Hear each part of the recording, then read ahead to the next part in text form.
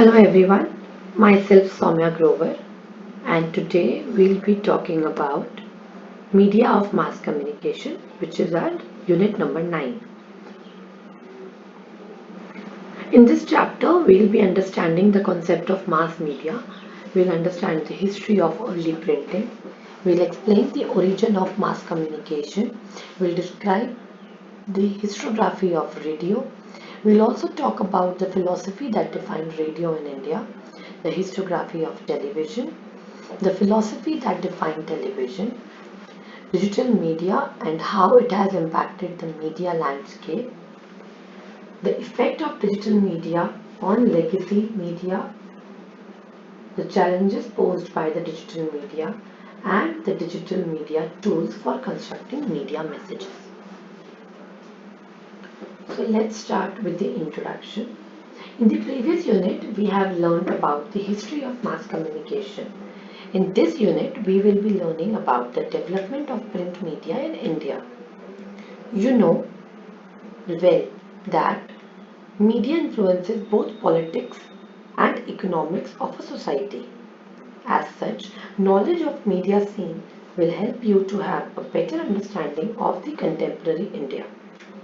Newspapers, magazines, books, comics, etc. are the main print media you all are well familiar with.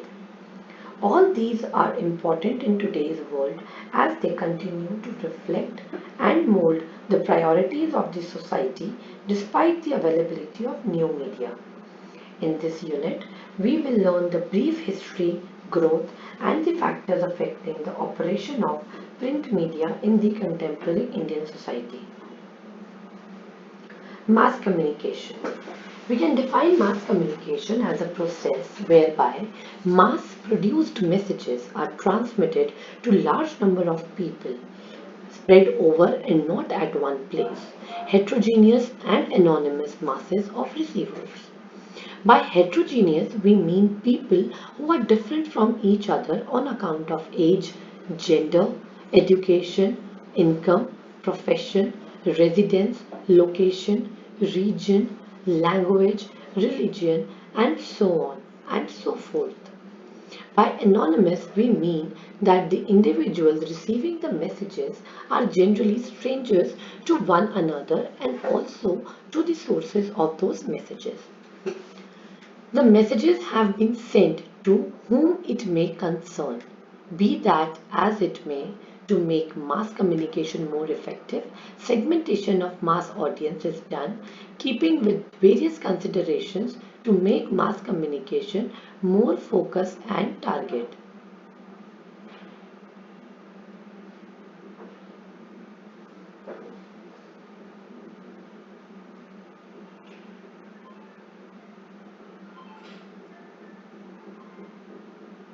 Mass media and the society. Mass media plays an important role in our day-to-day life. To know the cricket score, you watch television, listen to radio, or check your mobile updates. To know what have been the major developments in the country and the world, you read newspapers or go to news websites. For entertainment, you watch films, play games on mobile or computers, read novels, books and magazines or watch television. Newspaper, magazine, books, radio, television and film are mass media. We all are familiar with these mass media and are exposed to these mass media on a daily basis. So what do the mass media do in the society? They give us scores and running commentary on our favorite games as they are played. Inform us about the environment in which we live in the form of news and commentary about political developments, trouble spots, major events, accidents, etc. Through mass media, we come to know about the floods in Jammu and Kashmir, cyclone in Odisha, or Indo-US nuclear deal. 24/7 television news channels bring news as news breaks and follow the news story as it unfolds the development. The mass media track inflation and report economic developments too. They analyze for us the current events, they sell goods and services.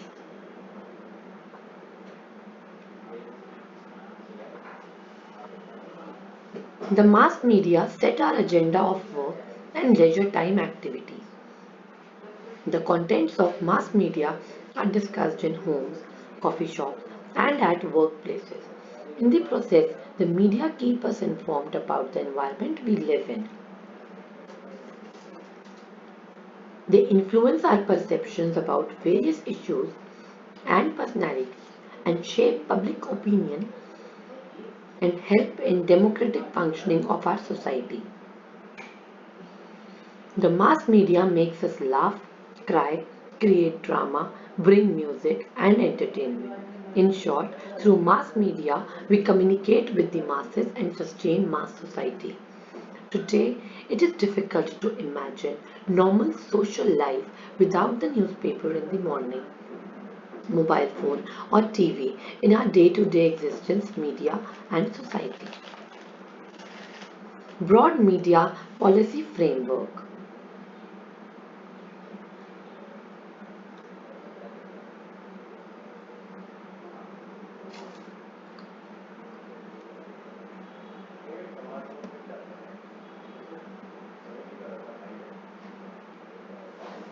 The importance of print media was realized during the course of freedom struggle itself. As such, after independence, broad policy framework guided the development, growth, and use of print media. These include freedom of expression.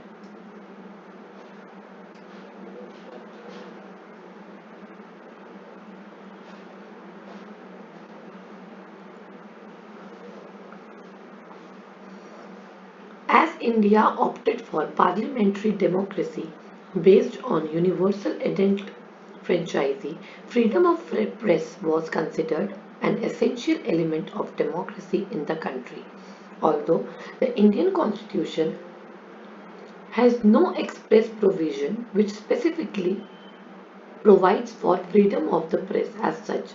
However, the right to freedom of speech and expression provided under the Article 19(1)(a) of the Constitution as part of our fundamental rights and have been interpreted to include freedom to publish newspapers without any governmental interference, subject to only reasonable restrictions that have been provided Article 19(2). Only such restrictions can be imposed as are reasonable and are in the interest of sovereignty and integrity of India. Later, in 1990s, this interpretation was extended to airwaves also to include electronic media. Free exchange of ideas and free debate are considered as essential part of the democratic functioning of government.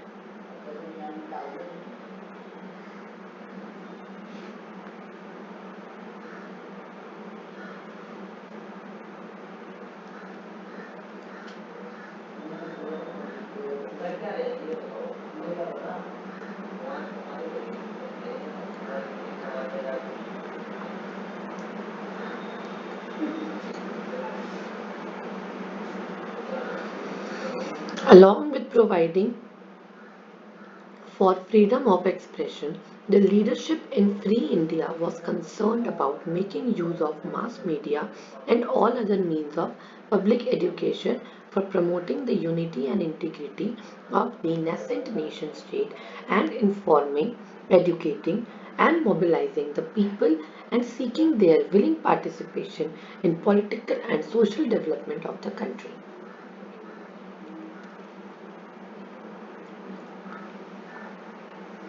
Like mixed economy approach towards national development in information and broadcasting sectors, also a mixed approach was adopted. While the press was free and largely in private hands, except the requirement of registration of titles, foreign news agencies like Reuters, AFP, etc. were restricted and could provide their services to Indian news agencies like PTI and UNI, Press Trust of India and United News of India. Broadcasting and telecommunication were retained as central government monopoly. Film production again was in private hands, but public exhibition of film was subject to certification clearance by representative of the central government.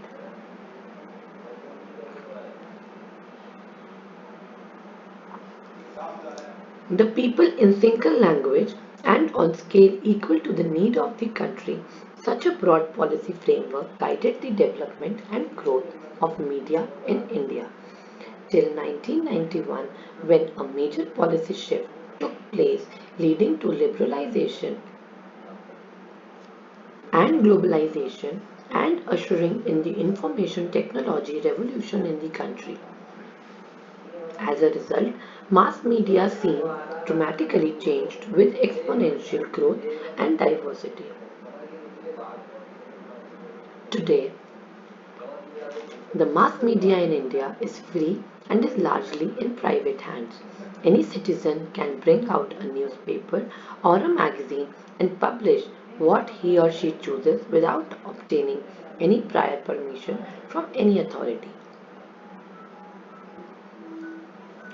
Subject only to the responsibility before the law of the land for what he or she would choose to publish.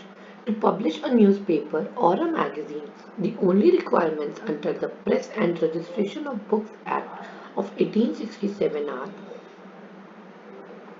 registration certificate and declaration and printing legally on it the name of the printer, the place of printing, the name of publisher and the place of publication.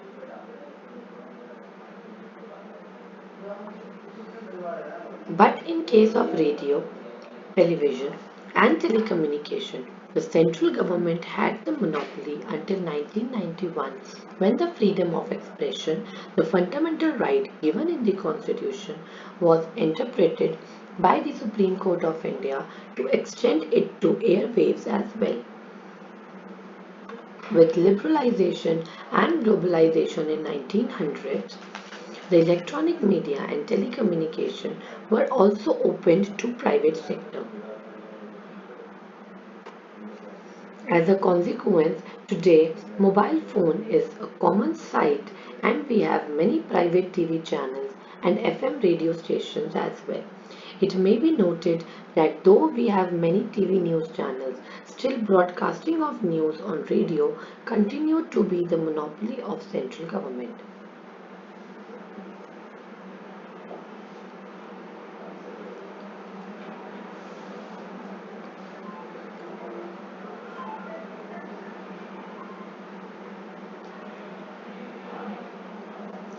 Print media, pre-independence press.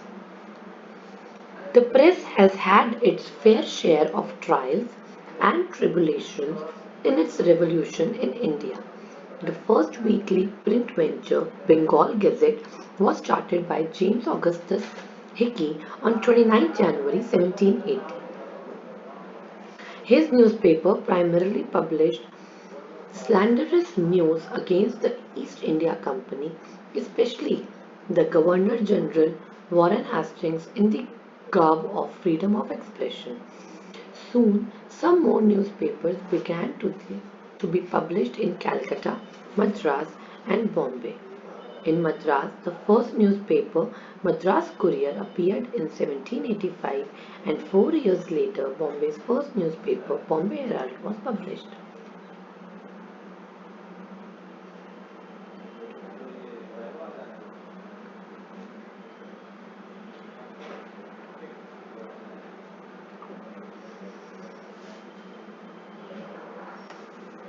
So, as these newspapers largely catered to British residents and reported about activities of the East India Company, their circulation was very small.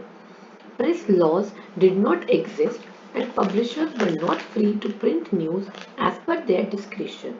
There were some innovations such as letter to the editors, advertisements, as well as reporting on fashion and social issues. Press during the freedom struggle.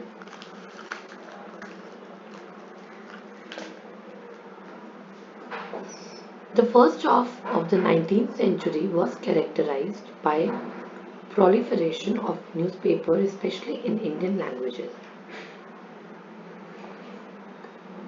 These papers put up a resistance against strict and unfair government regulations. Many Indian elites also became editors and publishers in different parts of the country. Their circulation was still in thousands only. Still, these newspapers became vehicles of social reform, information, contacts, and social awakening.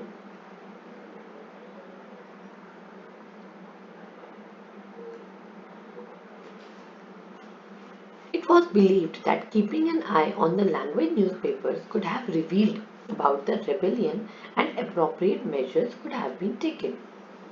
Raja Ram Mohan Roy, the social reformer, journalist, and freedom fighter from Bengal, started the Calcutta Journal and followed it up with Sambad Kaumudi and Mirat ul Akbar. The first Hindi language newspaper, Udant Martand, was published by Pandit Jugal Kishore Sukul on a weekly basis in the year 1826.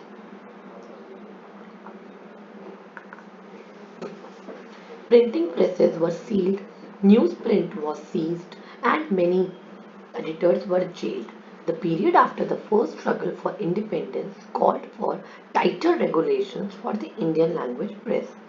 There was significant expansion in the nationalist press near the end of the 19th century.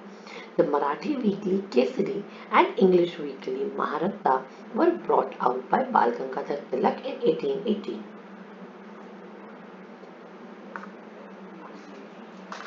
Tilak was not just a nationalist but also a true social reformer. He stressed that newspapers should expose social conditions that need to be improved. For him, the newspaper was also a means of political emancipation. Mathur 2013 wrote that the anger and unrest against the British was at its peak in the early part of the 20th century. The powerful writings of Mahatma Gandhi also influenced the public. Young India and Harijan were able to amass huge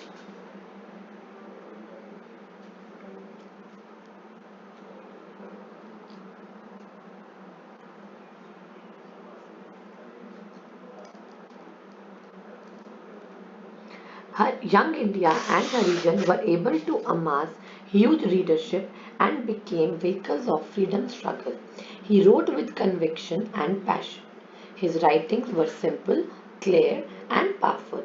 Gandhiji published the newspapers to arouse feelings for Swaraj as well as offer a platform to express the feelings of the people. Gandhiji is known as a prolific journalist who could sway public opinion through his writings. This can be understood easily by the fact that even though his newspapers did not accept advertisement, they could survive through subscription. They became instruments for spreading his ideas amongst the public. His stand on the national movement was very well represented through his writings. Therefore, his newspaper garnered good readership.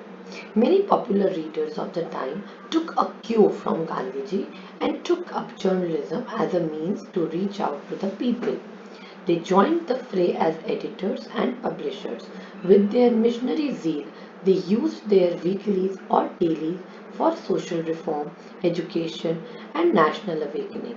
The journalism of this era was known for its missionary zeal towards the cause of Indian independence. In the hands of Gandhi, Nehru, Tilak, and many others, these published newspapers.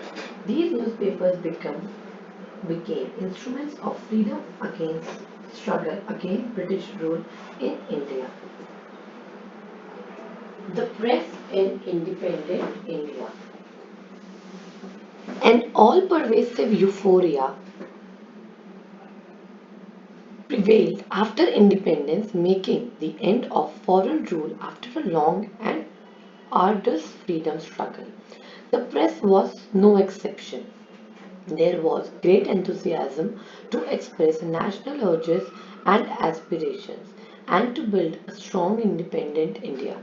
The press was part of and at the same time vehicle of such urges and aspirations.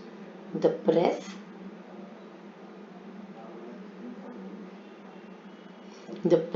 was supposed to play a part in nation building and support the development efforts by the government. In fact, such was the importance placed on the press that it came to be called as the fourth estate, the first three being legislature, executive, and judiciary. Our first Prime Minister Jawaharlal Nehru also contributed a lot towards development of the press. He pressed for a free and fair press. He had famously remarked that I would rather have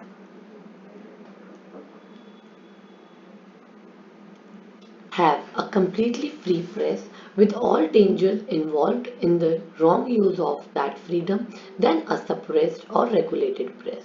As a result, the press was significantly deregulated after India gained independence. Thus, the press in India is free, vibrant, and vigilant. It fearlessly exposes the wrongs in our society and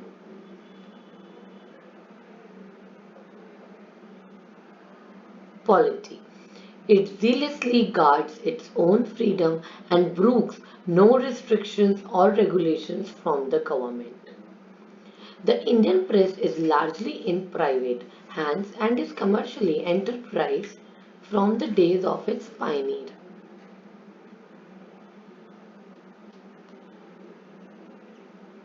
Numerically, individual ownership accounts for majority of the newspaper titles, but their circulation is limited. On the other hand, small number of companies, about 75, own major daily newspapers with multi-edition and magazine accounting for over 80% of the circulation. Mission to profession. Indian independence brought along changes in the role of the press. Earlier, they were connecting popular leaders to the public by acting as a newspaper and helped them in gaining support for their initiatives. It became a powerful instrument of freedom struggle. This changed after independence as the reverence for leaders gave way to a more watchful attitude about their decisions. Although the popularity of the leaders continued unabated as they had formed a bond with the masses during the course of the struggle. The press quickly adopted the role of a watchdog. However, government felt a need to regulate the newspaper industry post-independence. Therefore, First Press Commission of India was constituted in 1952 to help newspapers maintain their independence, raise the standards through a code of conduct, and maintain high professional standards as well as high standards of public praise.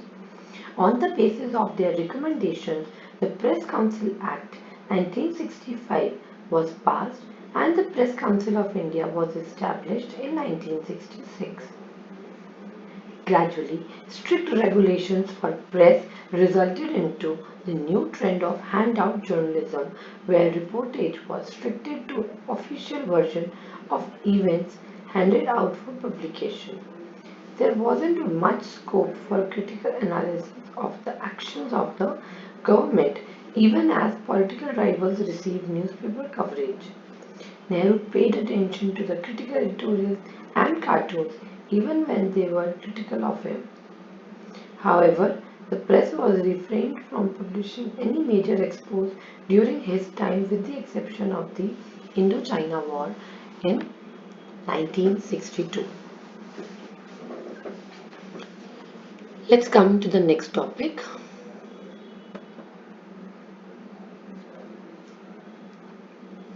Emergency period, a dark chapter.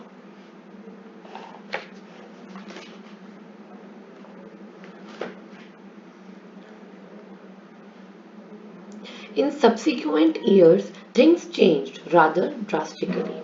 The press was not as kind to Indira Gandhi, who dominated the Indian political scene for nearly 18 years, as it was to Nehru. She viewed the press with guile and suspicion. Such a mutual distrust led to the press taking up the adversary role vigorously and the rulers using both carrot and sticks to tame the press, failing that imposed national emergency and censorship on the press in 1975, which lasted for about 1.5 years, that the journalists scrawled when they were merely asked to paint. It is a sad commentary on the profession as a whole during emergency days. With the end of emergency and lifting of censorship in 1977 gave boost to growth of the press in India, especially the news magazines. As a result, the Second Press Commission was constituted in 1978 that stressed upon building cordial relationships among government and the press. Exposing the failures of the government and those in public life is an age-old and well-recognized function of the press. It is true of the Indian press as well. However, with the exposure of the Bhagalpur blinding case in the Sunday, the English Weekly in 1979, resulting in the public uproar, began a new phase in Indian journalism. Some public-spirited lawyers took up the case with the Supreme Court, giving a new turn to the watchdog function of the press. Since then, the investigative journalism in India has covered many milestones and, in the process, many misdeeds of individuals and the governments have come to the public light. As a consequence, the conflict between libertarian philosophy and social responsibility theory of the press, which together guided and molded the functioning of the press in India over the years, is now becoming sharper. There is no denying the fact that journalism as a profession has come of age in India. From being a mission, it has graduated into being a competitive and market driven industry. Competition, promotion, and hard selling have become necessary. Skills and strategies of selling new and newspapers have become essential. Catchy headlines, attractive layouts are necessary for sale and promotion, sometimes even at the cost the content, the main substance of the press, the news.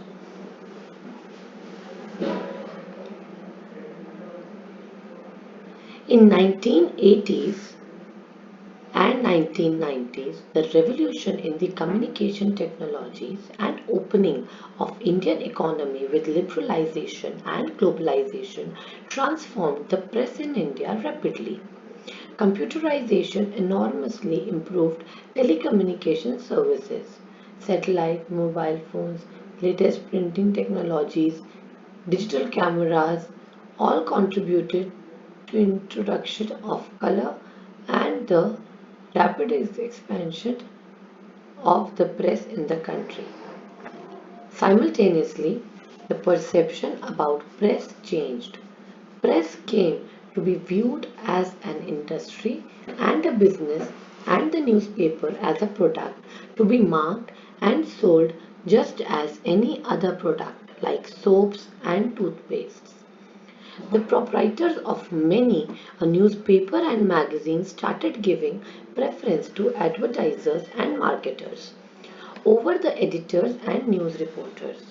The institution of the editor declined. Be that as it may, newspaper is more than a product to be marketed and sold to consumers. It affects minds, thoughts, values and culture of the readers. So it is much more than being a product, though economic viability of newspaper is essential and profit making is also legitimate as it is a commercial activity. The present era. This was also a period of a rapid technological advancement, helping in first-hand news gathering from distant places, including remote areas with speed or simply downloading from the internet services. Transmitting, editing, color printing, and delivering the final product to the readers all over the country. The result is multi editions of major newspapers, special supplements, segmentations, and zoning, giving rise to regional and district news editions. The increased capacity to handle large amount of news daily made it possible for newspapers to take upon some of the features of magazine journalism as well. Consequently, some of the news magazines were closed down, like the Illustrated Weekly of India, Dharamyug, Sunday, etc. While many special interest magazines like Business India, Business World, and the Business Today, film magazine like Filmfare, Stardust, Cineblitz, computer and technology magazines like Computers Today and Telematics became more popular.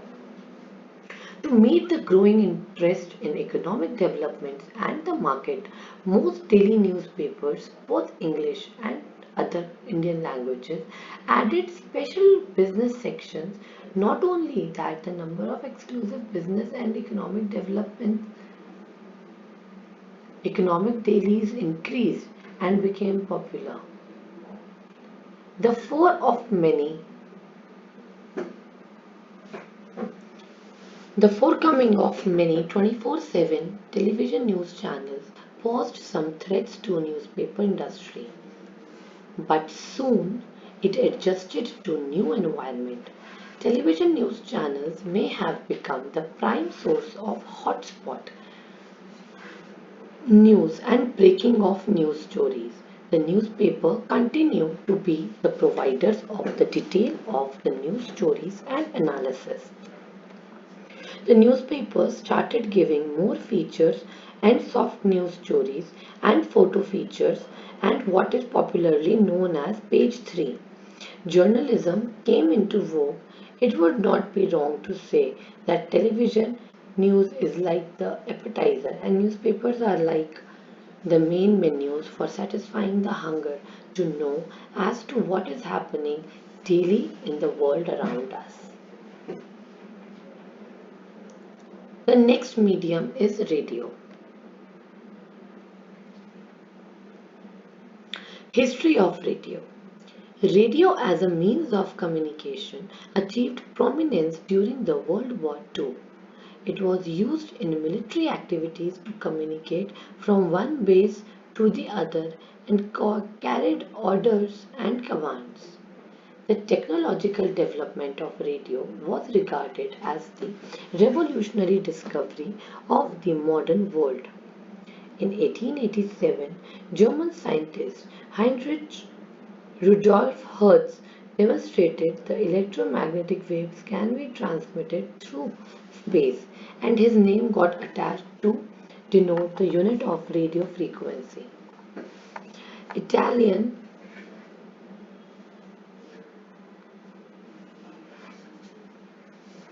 Italian engineer Guglielmo Marconi received the first transatlantic wireless signal from England to Newfoundland in 1901.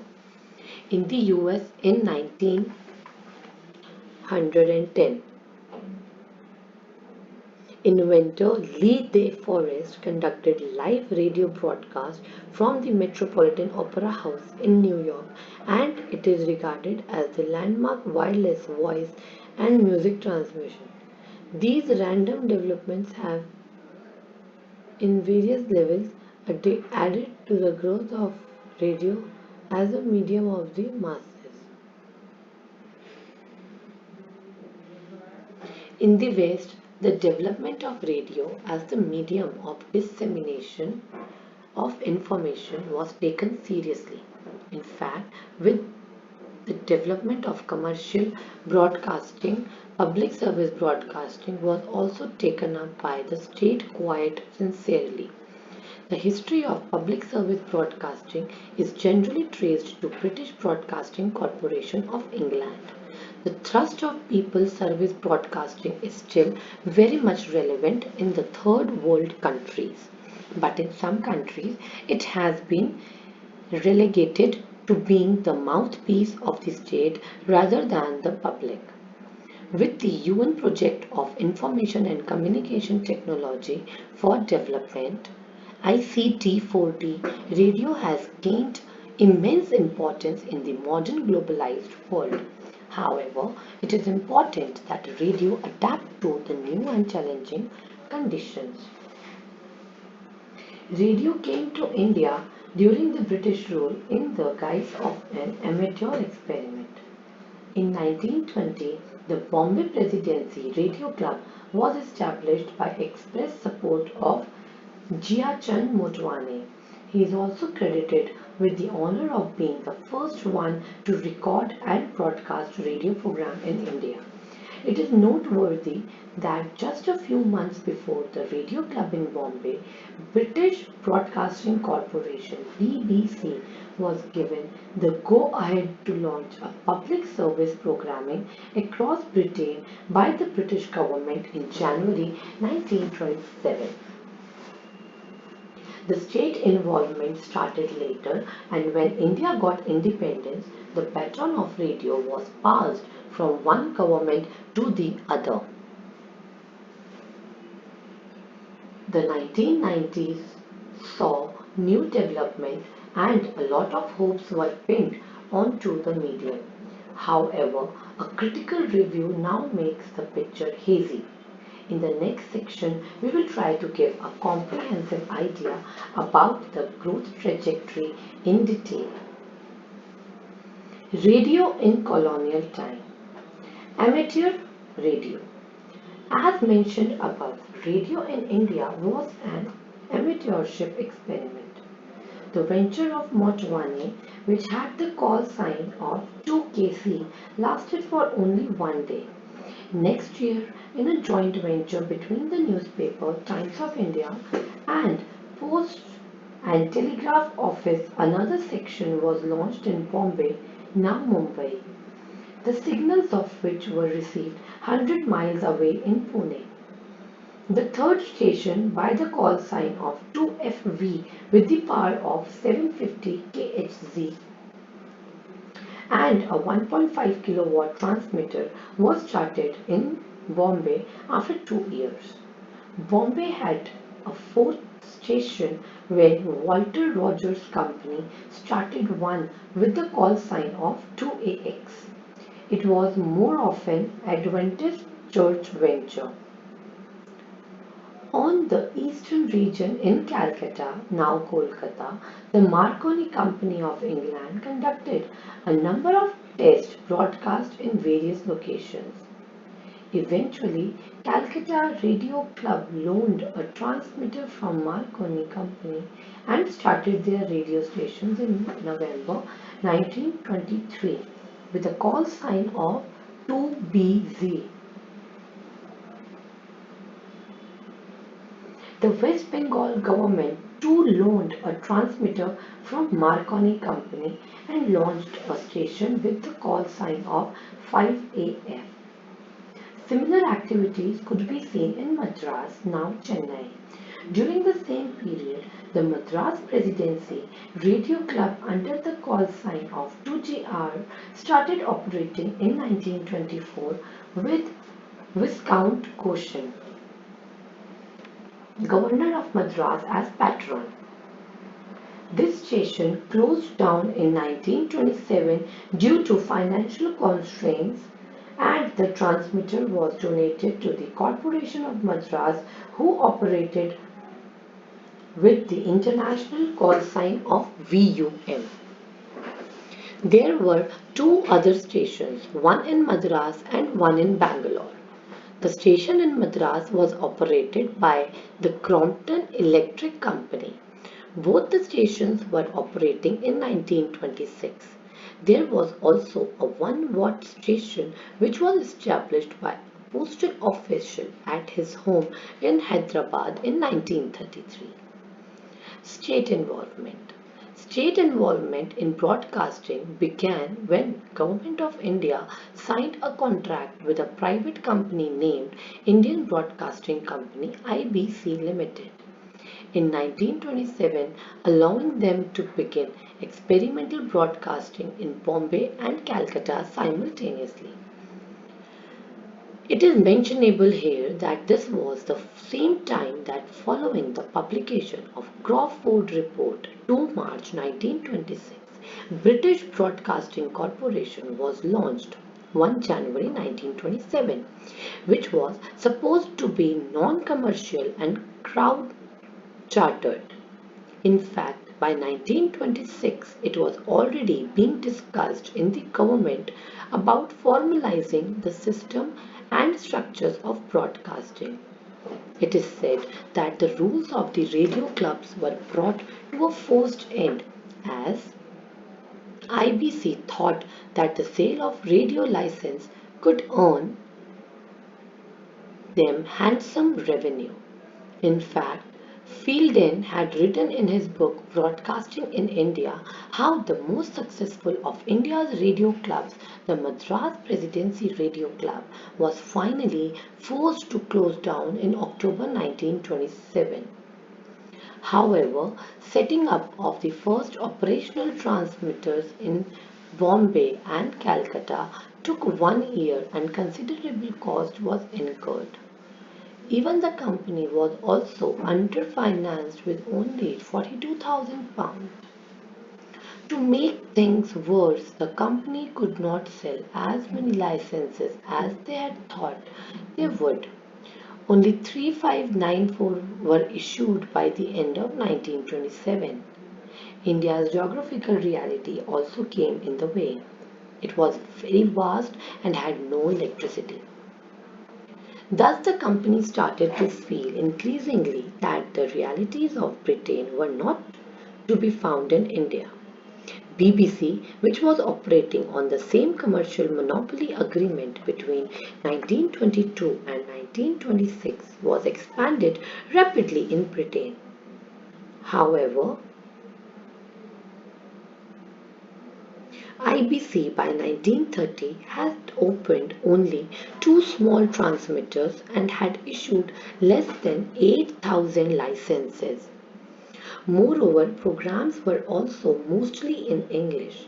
In fact, Secretary of State Lord Birkenhead had written to Lord Irwin in a personal letter that IBC should make programs for English-speaking population, that is to say Europeans and to educated Indians of the cities. Totally ignoring the masses, thus in spite of government support, IBC turned out to be a financial failure. Ultimately, in 1930, IBC went into liquidation and was forced to shut shop before. However, if you look at the broadcasting activities in India before 1930, it will be obvious that a lot of speculative business was taking place in the era. For example, shipping of radio sets, transmitters, etc. These people, along with the programmers and the public, put pressure on the government and government yielded and took over the Bombay and the Madras stations in April 1930. Government of India decided to purchase the assets of IBC and those were placed under the control of the Department of Industry and Labour. 1930 was also the time of CDB, Civil Disobedience Movement, and the government could see the potential of the newly redesignated Indian State Broadcasting Services ISPS being utilized in the consolidation of the Indian state as well as of political unity. The post-war Great Depression also had an effect on the financial conditions of the government of India. This financial difficulties and the lack of real enthusiasm on the part of government to continue with broadcasting led to the closure of IBC on October 1931.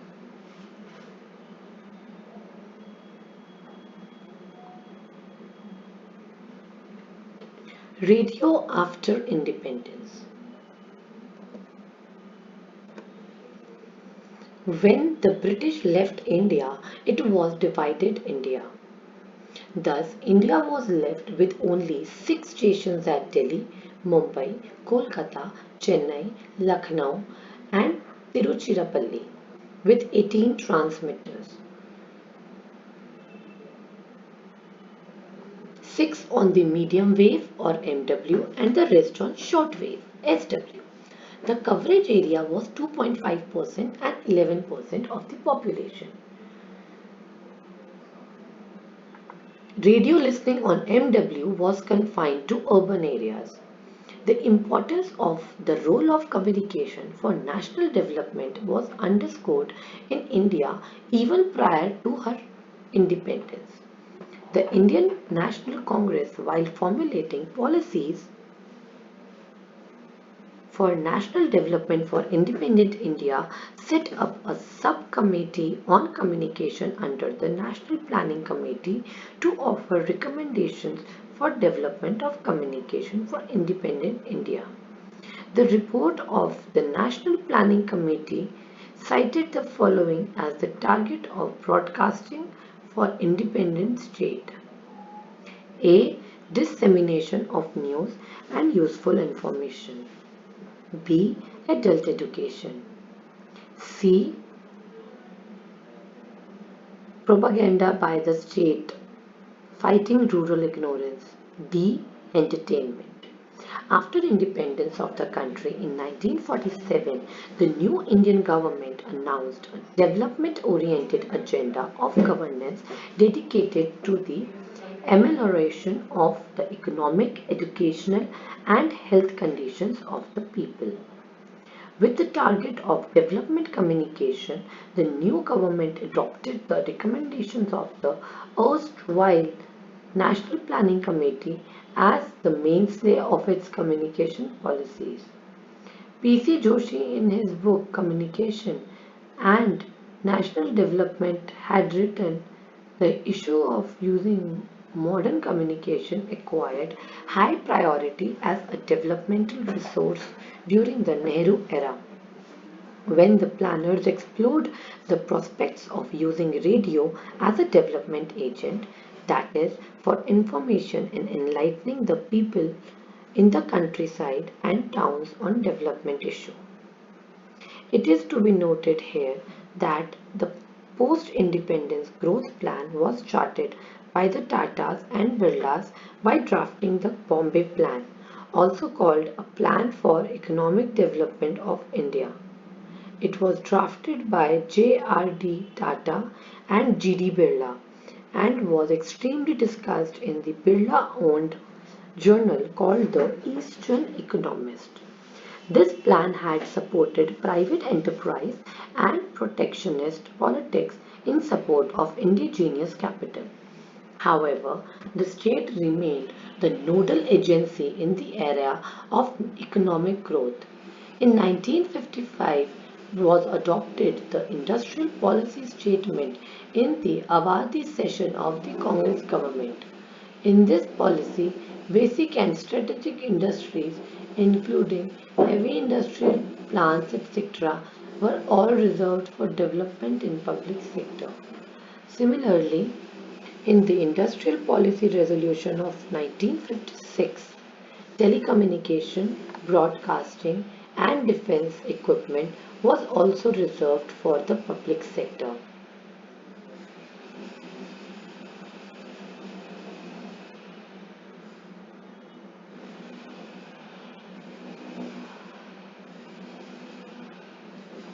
Post-colonial period.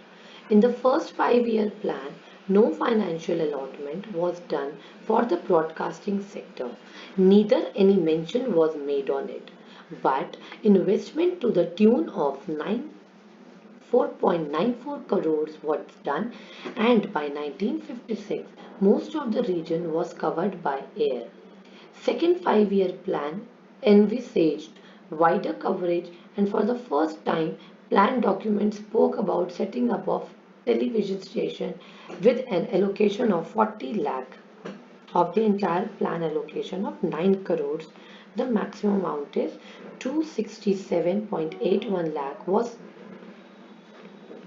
earmarked for studio installation and additional office accommodation. Hence, the focus was on infrastructure development, and this trend continued. However, the growth had not been so fast. By 1960, 56% of the population and 37% of the population country's area was covered by medium wave services. Therefore, the majority of the area was left to short wave coverage, which was not clear. In fact, Mehra Masani, in her book Broadcasting and the People, writes that even in 1984, a reliable medium wave service could reach only 90% of the population and 75% of the geographical area, which according to her means that radio was accessible to 20% of the population, which was mainly in the urban area. We need to remember that during that time, the system of collecting license fee was in force. A person with a radio set was required to deposit a fee amount at the local post office to ensure continuing reception of signals. This is what we do now to keep receiving the television signals in our sets through the digital TV set box. And it is still in vogue in UK as far as BBC is concerned. BBC has been able to retain its autonomy largely because of the license fee that they collect. Thus, they do not depend on the government fund for sustenance. This system of collecting license fee was eventually abolished in the 1970s.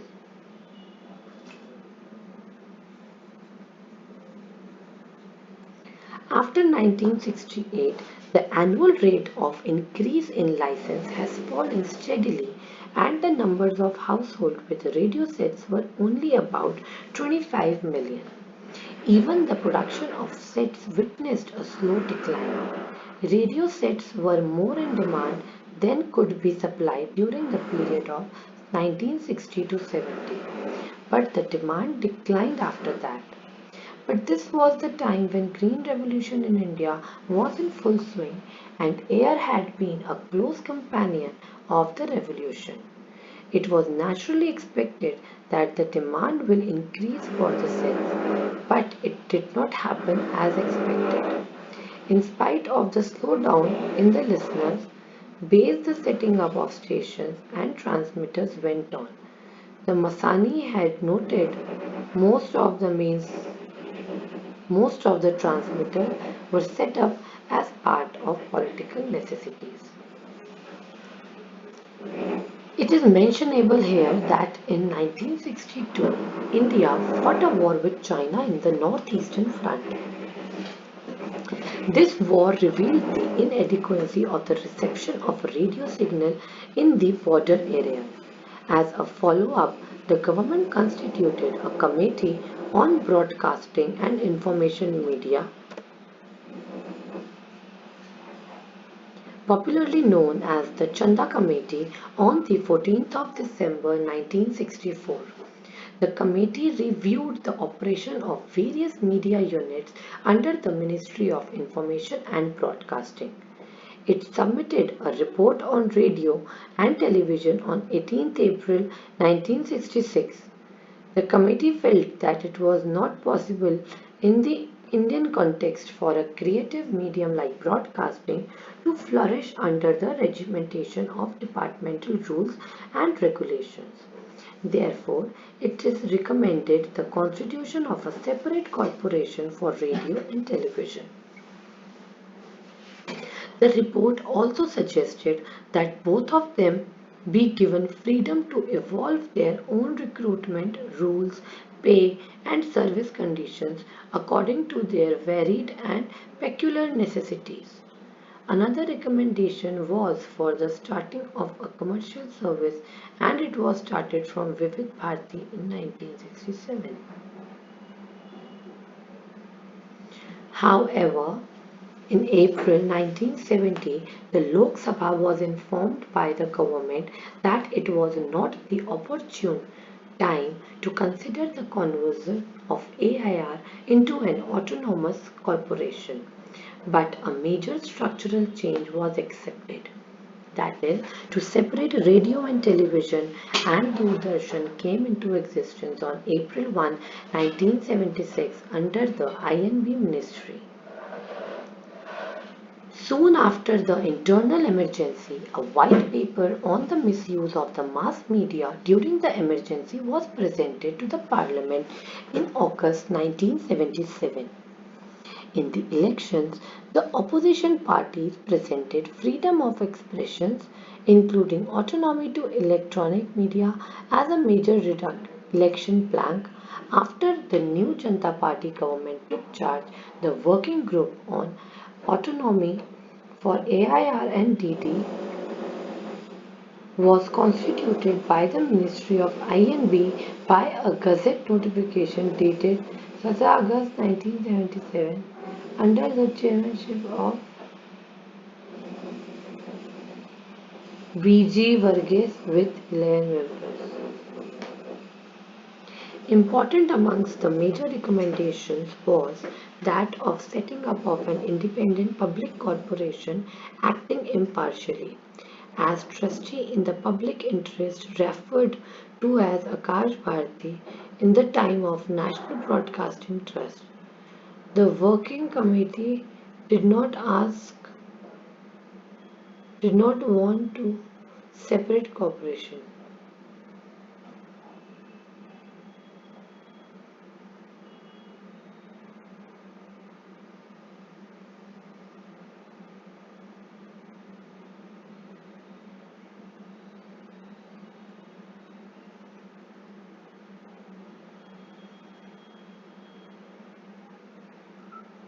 India hosted the Asian Games in 1982, and television, which was till then a nascent stage, received a major boost. In 1984, Rajiv Gandhi became the first Prime Minister of India, and he was very keen on the medium. The entire political focus shifted to the new medium. The popularity of AIR also declined. There was a general apathy in the government to rejuvenate the medium. Looking at the future. The future of radio in India seems to be a bit hazy, while state-owned AIR seem to have lost the way in the dense forest of governmental apathy. The only flourishing arm of radio seems to be the private FM channels. Community radio is yet to find a grip in the country, with governmental control making it quite tough to survive. With rapid digitalization and internet access, next generation is getting more and more hooked to satellite radio. But the role of AIR and community radio cannot be brushed off in a country like India. A serious political will is necessary to catapult the medium from the fake inertia that it is suffering from at the present. That's all for today. In the next class, we will discuss about television and digital marketing as the medium. Thank you so much.